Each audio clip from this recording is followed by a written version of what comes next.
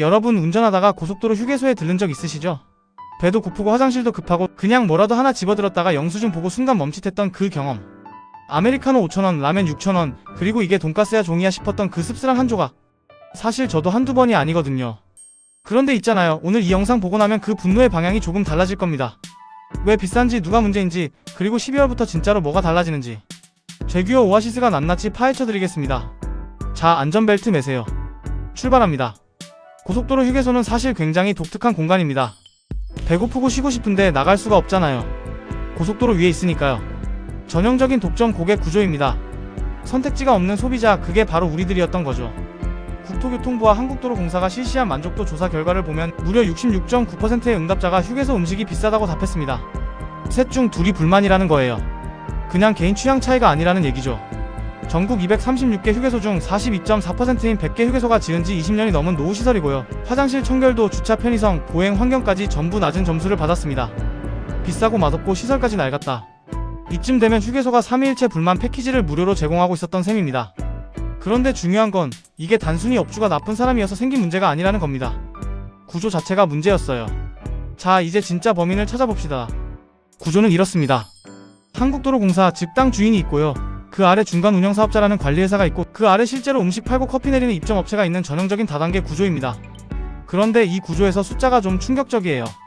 입점업체는 중간 운영업체에게 매출의 평균 33%, 최대 51%를 수수료로 냅니다. 그리고 중간 운영업체는 한국도로공사의 매출의 13.9%를 임대료로 냅니다. 쉽게 풀어볼까요? 여러분이 5,000원짜리 아메리카노를 사면 커피 팔아서 원두 사고, 인건비 쓸 수 있는 돈이 절반도 안 된다는 겁니다. 그러니 맛있을 수가 없죠. 재료를 아끼거나 가격을 올리거나 이 두 가지 중 하나를 선택해야 그나마 살아남을 수 있는 구조니까요. 국토교통부도 공식적으로 인정했습니다. 독과점 환경에서 운영업체가 수수료율 최대화를 추구하면서 서비스 질 저하와 가격 상승을 초래했다고요. 그러니까 가격이 비싼 건 업주 탓이 아니라 구조 탓이었던 겁니다. 그렇다면 또 한 가지 궁금해지죠. 운영업체는 대체 어떻게 뽑는 거야? 답은 굉장히 단순하고 굉장히 황당합니다. 돈 많이 낼게요 하는 업체가 이깁니다. 기존 입점 운영사업자 선정에서 가장 중요한 기준이 바로 얼마나 높은 임대료를 제시하느냐였거든요. 음식 맛은요? 서비스는요? 가격 경쟁력은요? 전부 후순위였습니다.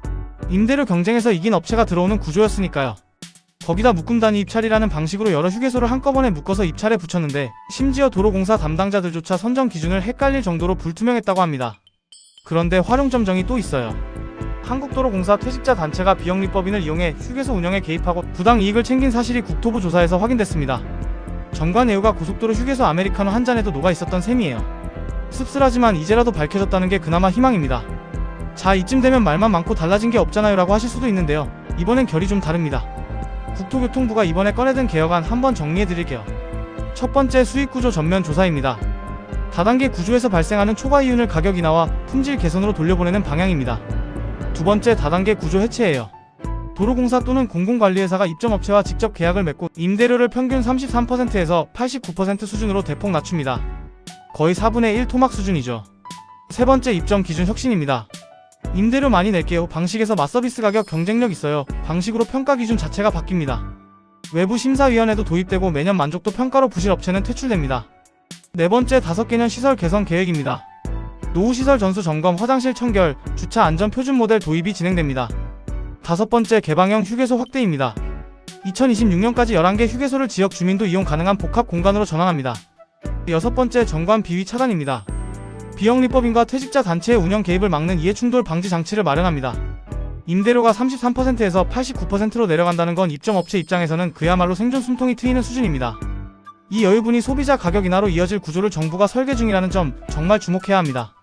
그렇다면 12월부터 진짜로 어떤 변화를 체감할 수 있을까요? 딱 정리해드리겠습니다. 우선 임대료 인하가 본격적으로 반영됩니다. 신규 및 갱신 계약부터 수수료 구조 개편이 적용되고 입점업체의 원가 여력이 생기면서 가격 인하와 품질 개선을 기대할 수 있습니다. 입점업체 선정 기준도 달라집니다. 임대료 경쟁이 아니라 맛과 서비스와 가격 경쟁력으로 평가받는 시대가 시작되는 거죠.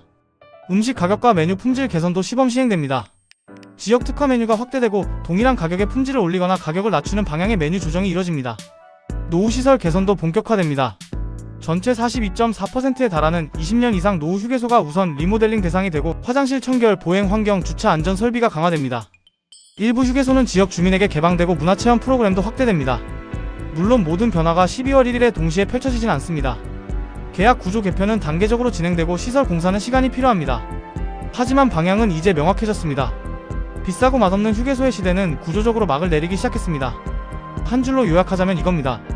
고속도로 휴게소 아메리카노 5,000원의 비밀은 맛없는 원두가 아니라 33% 수수료라는 씁쓸한 구조였다. 그리고 12월부터 그 구조가 바뀐다. 자, 오늘 영상이 도움이 되셨다면 사실 구독이랑 좋아요 눌러주셔야 합니다. 아, 강요는 아닙니다. 근데 있잖아요, 이 정도 정보 공짜로 얻어가시면서 버튼 하나 안 누르시는 건 그거 딱 휴게소 아메리카노값만큼 양심에 걸리지 않으세요? 그리고 더 자세한 내용은 블로그에서 제규어 오아시스를 찾아주세요. 다음 편에서도 우리 일상 속 숨겨진 구조 제규어 오아시스가 낱낱이 파헤쳐드리겠습니다. 맛있는 휴게소 라면의 시대가 오기를 진심으로 기원하며 오늘도 여기까지입니다.